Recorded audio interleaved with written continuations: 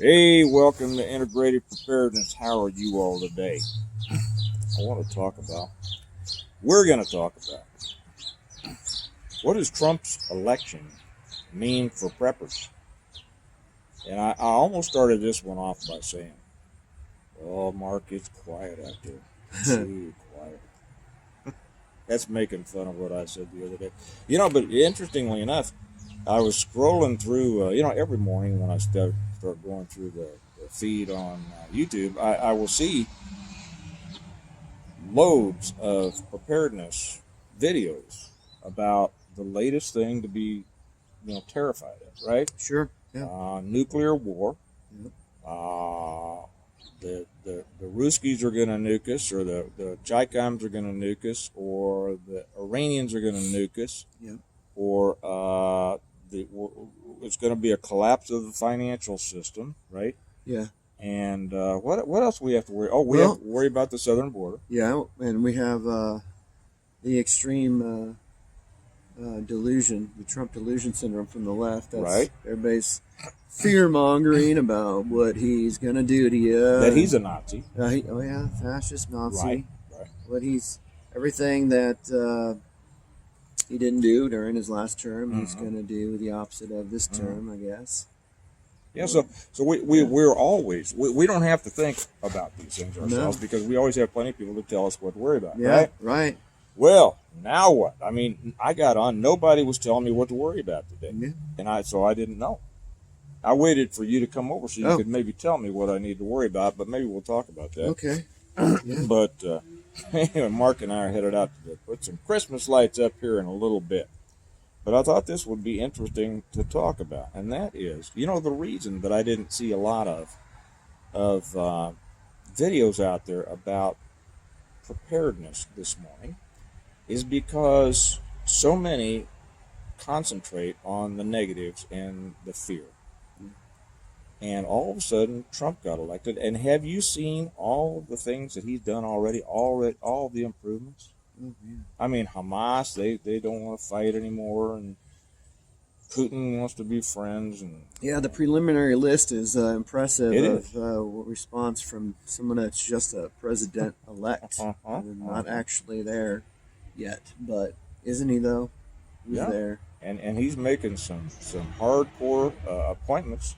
Well, he's getting a start on it too. He's funding it himself, and he's not waiting till the last minute and letting them decide for him. Exactly right. He's going to be a lot smarter this time. Yeah, we hope so. But the reason that I have something to tell you all, and Mark, is that we don't concentrate on the negative stuff here. We concentrate on the positive stuff. Matter of fact, I almost called this channel, I almost switched the name to Positive Preparedness because I was so sick of all the negativity. And I know there's a lot of people out there that thrive on the negative. There's a lot of people that if they didn't have a problem, they wouldn't be happy.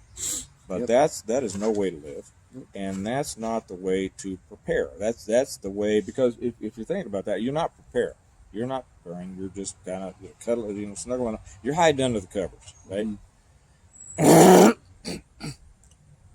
But for those of you who are with us here, and we have new people joining all the time, and it's great to have you here, we concentrate on preparing positively in order to make your life better every day, regardless of what happens. I don't care if the Chinese paratroopers land. Well, I do care. I don't want to see the Chinese paratroopers land in the backyard, right? No. I probably am not quite up to that. No. I don't know if I'm ready for that or not, but I mean, to be serious, You don't want a real Red Dawn. that ain't gonna happen. No, it's right? not gonna happen. No.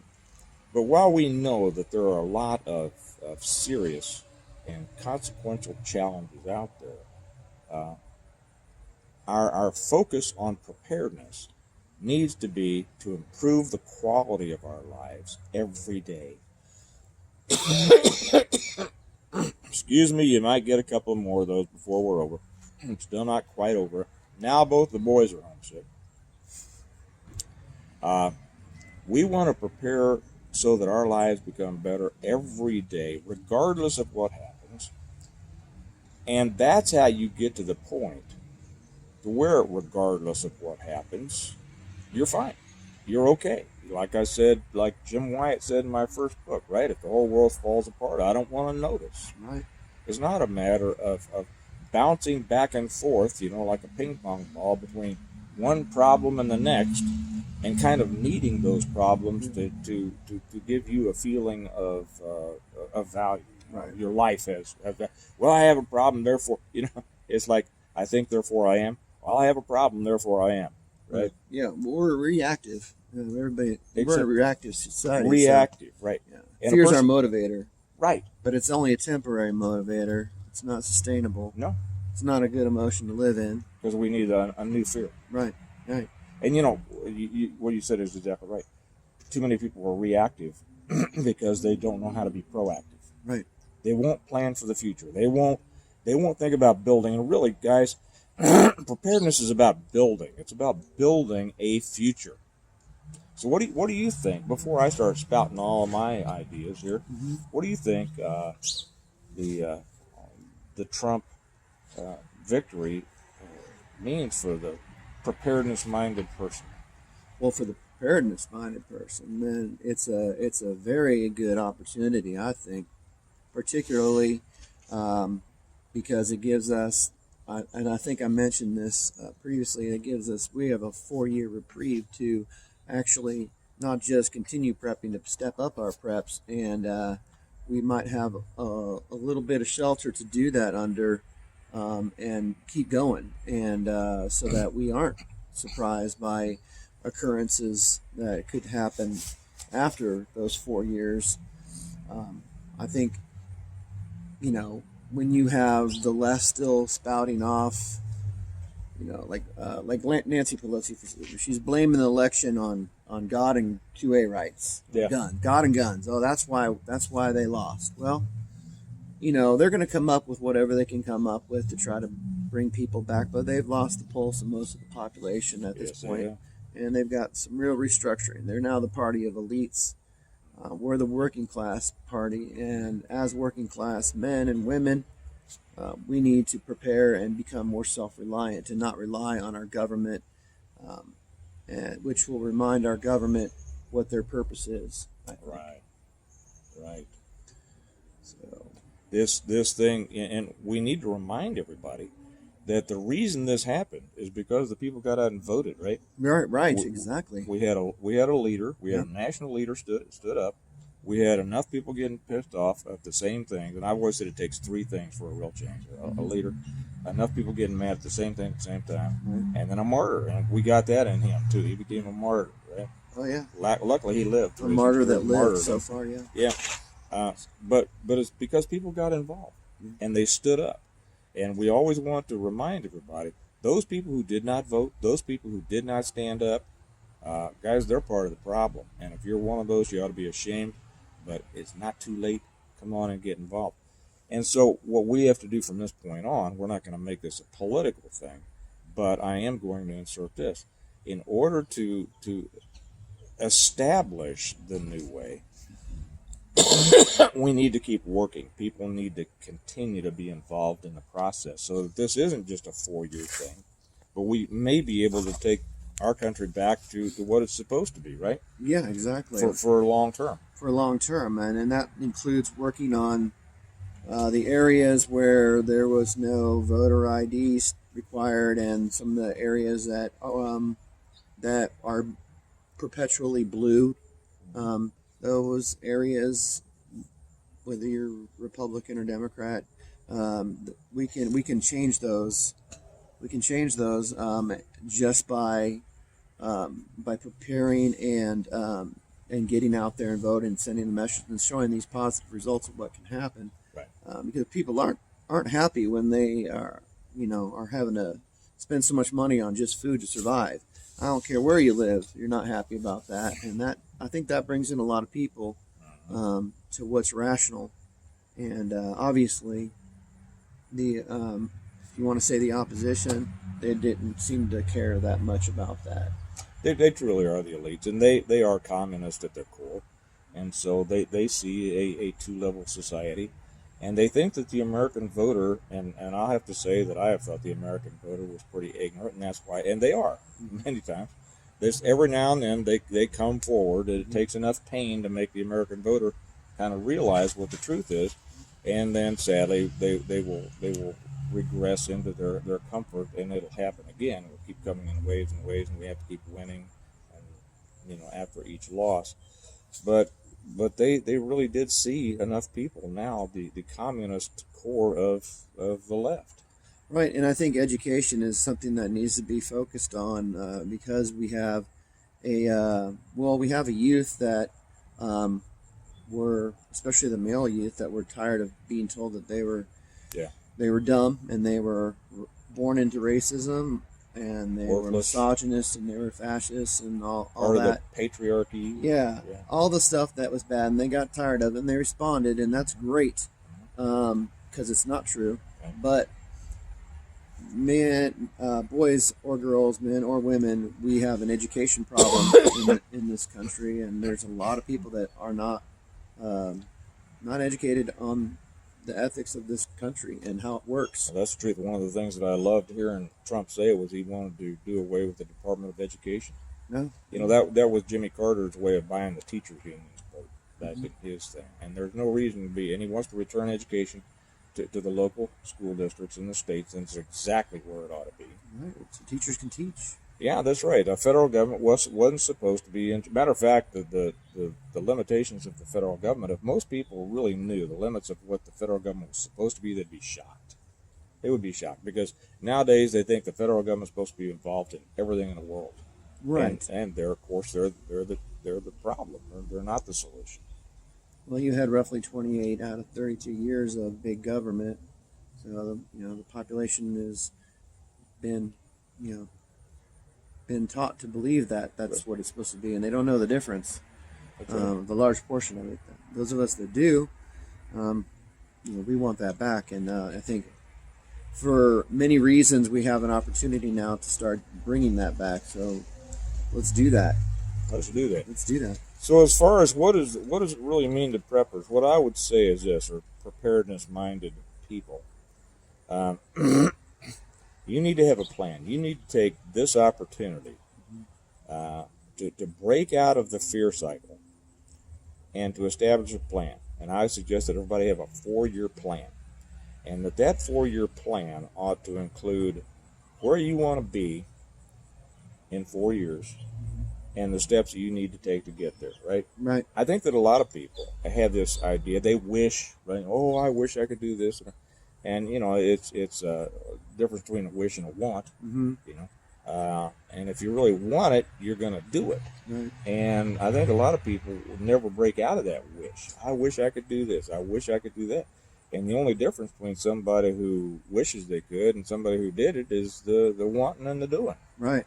Well, and you gotta break out of that instant gratification feedback loop that you get from looking in your phone and being distracted constantly, and actually maybe write something down on paper and put your phone down and actually start being a producer and cranking something out instead of just watching other people do it. That's exactly right. Mark's in the process of starting he's designing a bunch of medical bags, and he's putting together a company for that. And I know you have your own long-term or medium, short-term goals. I won't share your personal business with the world, but I would suggest that everybody. Let me ask everybody this: do you live exactly how you want to live? And if you don't, what improvements could you make if you really applied yourself over 4 years? Do you live where you want to live? Maybe you want a little piece of land out somewhere. You live in the city, or you live in and I'm not saying you have to move out of the city or the suburbs. I'm not one of those people that tells you to move out of I love the suburbs. Okay, I mean, you and I have both discussed it. I don't think there's any place that I'd rather live than the suburbs. Certainly not. I enjoy the country, right? I Sure. enjoy running down to the land or the cabin or something like that. But I mean, as far as benefits for the life right now, there's no better place than the suburbs. Yeah. So I'm not saying get out of the cities. I know some but if you want to, fine, you go ahead. But what do you want? And I think where a lot of people have a problem is really delineating what it is they want. Yeah. Well, I mean, part of the problem is everybody, especially young people, thought, oh, well, the natural progression was going from high school to a college and going to 4-year college. Yeah. And in 4 years, you'd come out of that college with a degree and you'd get a job. Mm-hmm. And you'd be making better money than you would have been making when you were in high school if you would have just gone into the workforce. Yeah. Well, now that's not true. Now you get a student loan that you can't pay back at an increased interest rate that's obscene, and you don't get a job necessarily. The majority, if you make it through. Now, if you go into a trade right out of high school and start getting some skills, you'll start making money right out of the gate, and you can start making, you can start a business right then and there, and you don't even need that 4-year business degree to start doing that. Well, your son went into the trade and is doing great, isn't he? Yeah, he's doing great. He's acquiring all kinds of skills, working on his journeyman now. Yeah. Yeah. And our oldest now, he kind of threw his counselor at high school for a loop when he said when they asked where are you going to college, and he said, well, I want to go in. I think I'll go into real estate. Yeah. Breaking loose of the bonds of societal expectations. Yeah. I mean, college does have its place, and those you can benefit from it for specialized education. And I'm not saying that higher education is a bad thing. No. Both of my daughters have been successful there, but you have a number of scientific degrees. This guy's smarter than you can imagine. Well, yeah. Well, I've got a lot of education, but not all of those pay bills. I made the majority of my income not based on my my higher education, but based on laboring jobs and stuff over the years. But that does help. It does help. I won't say it doesn't help. But instead of having a 4-year plan of automatically going to college, have a 4-year plan on what you really want your life to be. Make it realistic. Don't just assume that you're going to end at the end of an education process that somebody has created for you, and there's going to be a job waiting for you. Right. You can't be that lackadaisical about it. You got to be more pragmatic these days. And realistic, and I think a lot of people have figured that out now. But especially since the education system has changed so much in colleges, and being more focused on propaganda and indoctrination, and we need to get that out of our education system. Yes, we do. But now we have an easier time with Trump in. Yeah. We don't have the same worries let's say, put it this way. I didn't worry about all this stuff that everybody's trying to get you to worry about anyway, but neither one of us did. But a lot of people did. A lot of people just were frantic from one thing to the next. And I see it in the comments. What do you think about this? What do you think about that? And I would say, come on, man. Focus on what you want to do and what you want to make your life. Yeah. And now it's going to be a lot easier. The economy's going to get better. We're not going to be in any wars. Your sons aren't going to be drafted. Your daughters aren't going to have boys in their bathrooms. This is going to be 4 years to see. I'm convinced it's going to be 4 years to see. Trump is, first off, he's a smart guy. He's a hard worker. And he admitted he didn't know what he was doing the first time.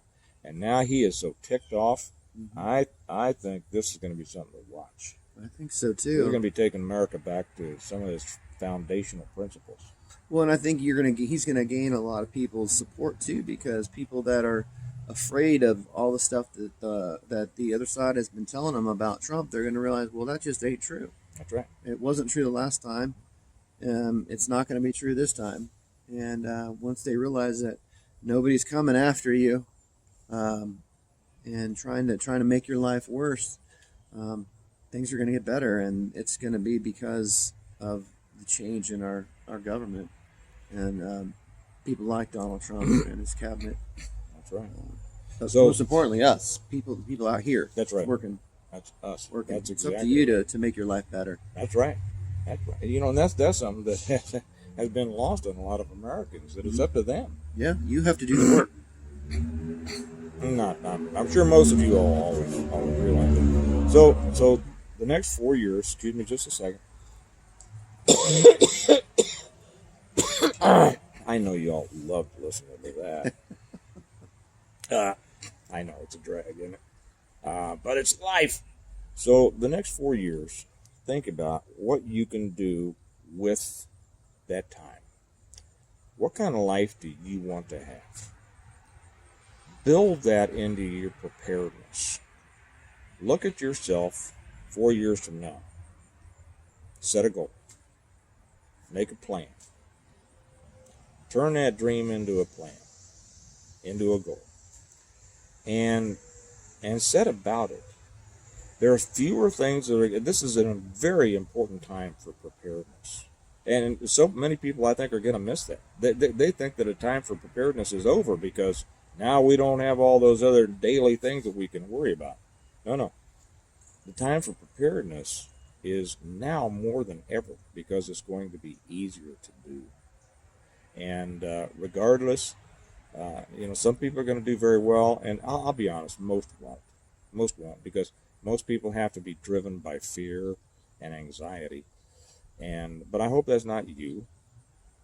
And you can be a lot better off in 4 years. And then, no matter what happens, maybe Kamala runs again and everybody ends up liking her. I don't know, But now we go back into a communist,